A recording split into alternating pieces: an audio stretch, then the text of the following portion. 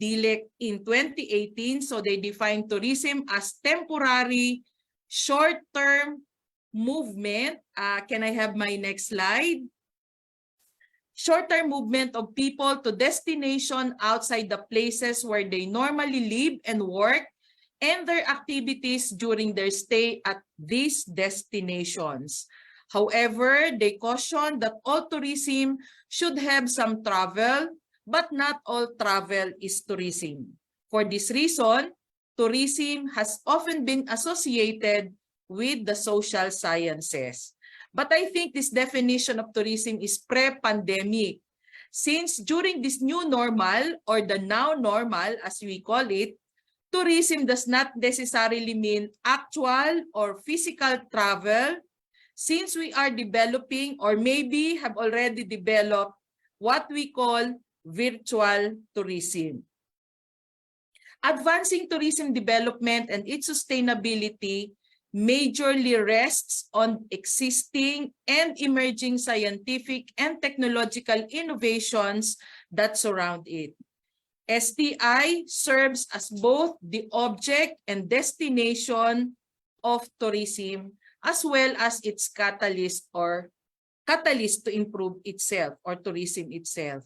So basically, my talk or my presentation for today will focus on two facets: science tourism, or science and technology and innovation as the destination or object of tourism, and how science or STI enable, facilitate, catalyze tourism. Science, therefore, undoubtedly works hand in hand with tourism, as it enables, enhances, and enriches its social, cultural, and economic aspects. Historically, tourism has its pilgrimatic roots, where people are expected to pursue the object or place of leisure, inquiry, and exploration.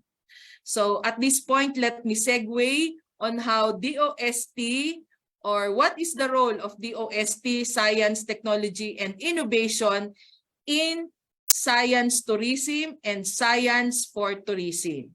So the Department of Science and Technology is mandated to lead and ensure that scientific and technological efforts are geared towards the socioeconomic benefits of the Filipino people. Our efforts ultimately include addressing the problem of accessibility. And since we hope to respond to our community's needs and bring science closer to our communities, specifically or especially in the Calabarzon region, this prompted us to look and approach tourism differently. Instead of anticipating a flock of learners and fellow advocates of science to get a glimpse of our STI initiatives in the region, we continuously find ways to bring science experience to them, including and especially in the far-flung communities of Calabarzon, with whom we can equally share valuable knowledge. After all, innovations spring from collaborative actions and cross-cultural interactions. At this point, I will mention some of DOST's community-centered and localized initiatives that aim to foster an inspiring, culturally aware, and responsible science tourism for all.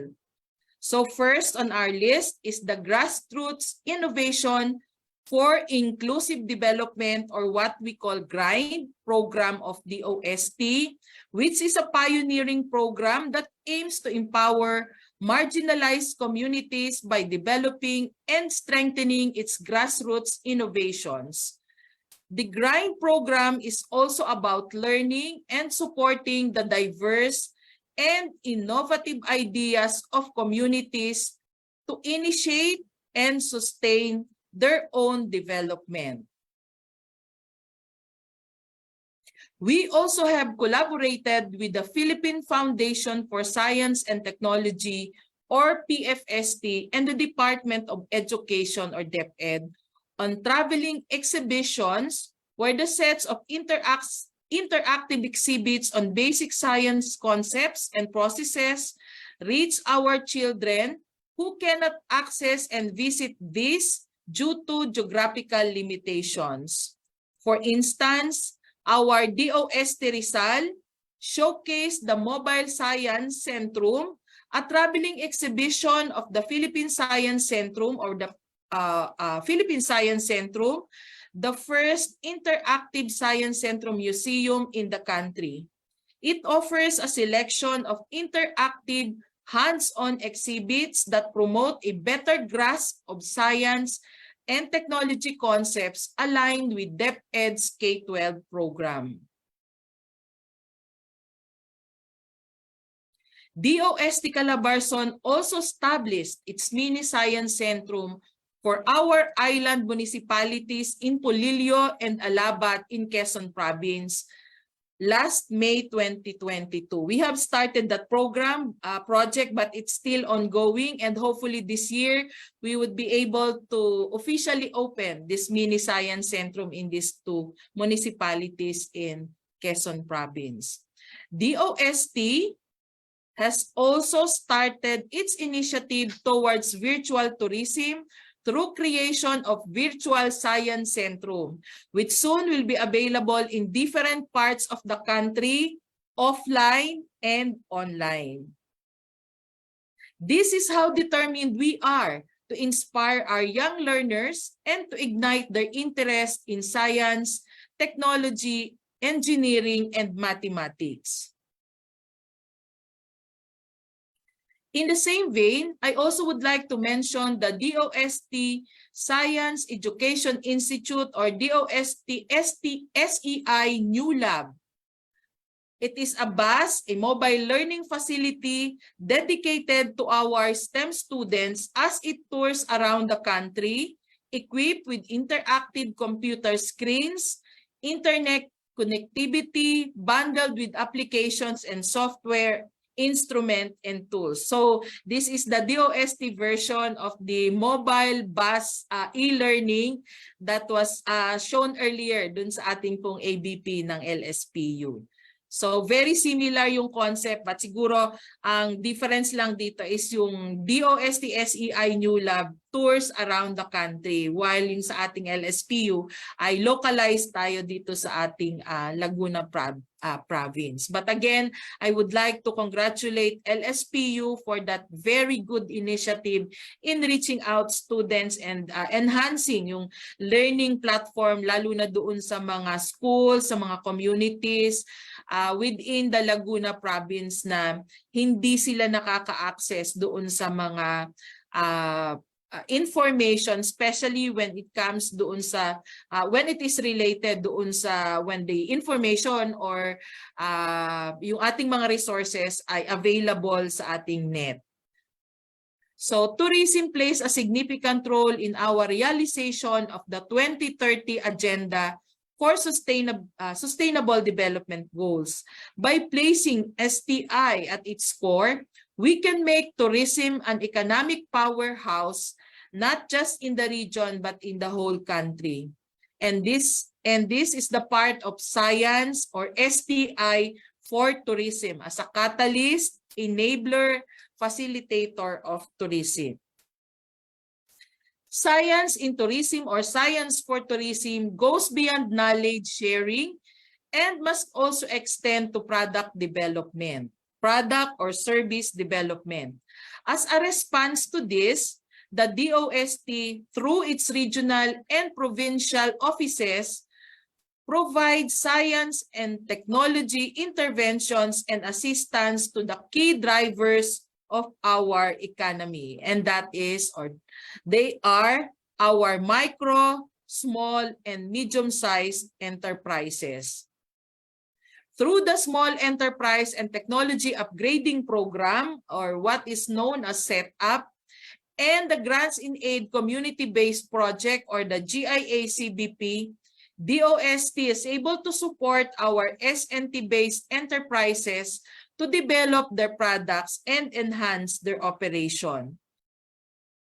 Let me also mention a new project of DOST on halal tourism or halal industry, which is aimed to expand our market by making our destinations and products halal certified or accredited. We envision Calabarzon to become a halal-friendly region, so we also want to reiterate the importance of the halal industry and its contribution to country's economy.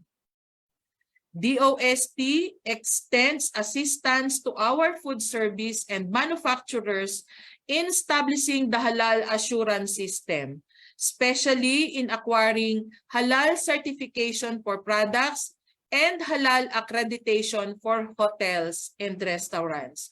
We are also partnering, and soon we are hoping to formalize our partnership with DOST-Calabarzon in promoting this program on halal tourism. And we are happy to share with you that the good regional director, Mama Rites, is very open and very accommodating sa pagpartner sa amin. In fact, in the past or in our forum and activities, we were able to invite and the good regional director of DOT. So hopefully soon we will be having our formal agreement in a form of signing of memorandum of agreement with the Department of Tourism to really push for this halal tourism in Calabarzon region. And by the way, this halal tourism is a nationwide project of DOST, meaning all the regional offices of DOST are having this similar program in the respective regions. And while it is evident that we recognize the integral role of science in and for tourism, our R&D in the works plan to fuse it with the creative arts to further support and enhance tourism development in the region. Let me mention the case of for one of our municipalities in Rizal, dubbed as the art capital of the Philippines. So Angono shelters some of the country's finest arts and artistry. Hence, through a meeting with representatives from LGU Angono and various artist groups in Angono, DOST seized the opportunity to discuss points of collaboration for the fusion of science and technology and the arts way back in 2021.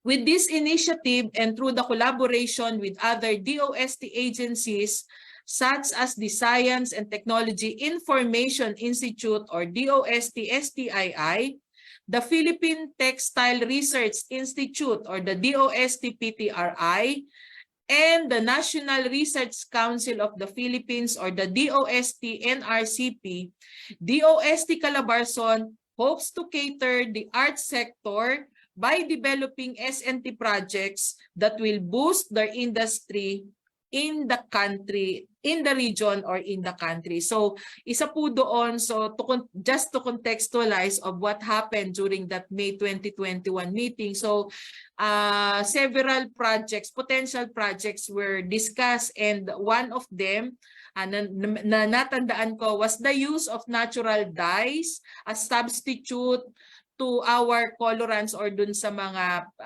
colors that we use doon sa kanilang paintings. And meron ng mga ongoing talks and trials because DOST-PTRI has already developed yung technology or yung natural colorants or natural color. Pero ang application nun ay sa fabric. And this time, ini-extend nila or they are interested to expand yung kanilang use ng ating natural colorants even dun sa ating arts. So yun po yung mga pioneer, new endeavors or new initiatives in terms of R&D or innovations on how DOST is trying to fuse or to also serve the tourism or specifically on arts. And to close my short lecture for this morning, I would like to take this opportunity to encourage everyone to join us in advocating and adopting a more scientific, inclusive, collaborative, and innovative tourism. I hope that the new normal shall urge us to work even more closely with our communities and partner agencies as one. So here's to a greater and sustainable Calabarzon. Mabuhay po ang siyensya at ang turismo. Again, I would like to convey my appreciation and thanks to LSPU for introducing or recognizing the role of science in tourism and at the same time, science as an object of tourism. Makasensyang umaga po sa ating lahat.